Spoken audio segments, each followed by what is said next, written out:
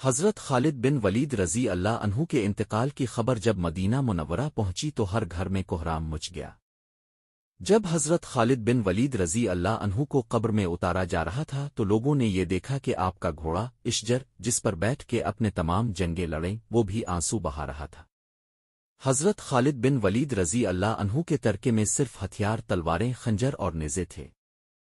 ان ہتھیاروں کے علاوہ ایک غلام تھا جو ہمیشہ اب کے ساتھ رہتا تھا، اللہ کی یہ تلوار جس نے دو عظیم سلطنتوں روم اور ایران کے چراغ بجھائے۔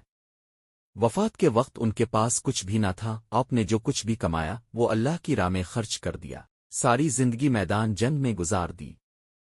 صحابہ نے گواہی دی کہ ان کی موجودگی میں ہم نے شام اور عراق میں کوئی بھی جمعہ ایسا نہیں پڑھا جس سے پہلے ہم ایک شہر فتح نہ کر چکے ہوں، یعنی ہر دو جمعوں کے درمیانی دنوں میں ایک شہر ضرور فتح ہوتا تھا۔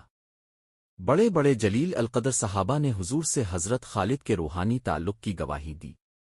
خالد بن ولید رضی اللہ عنہ کا پیغام مسلم امت کے نام، موت لکھی نہ ہو تو موت خود زندگی کی حفاظت کرتی ہے، جب موت مقدر ہو تو زندگی دوڑتی ہوئی موت سے لپٹ جاتی ہے، زندگی سے زیادہ کوئی نہیں جی سکتا اور موت سے پہلے کوئی مر نہیں سکتا۔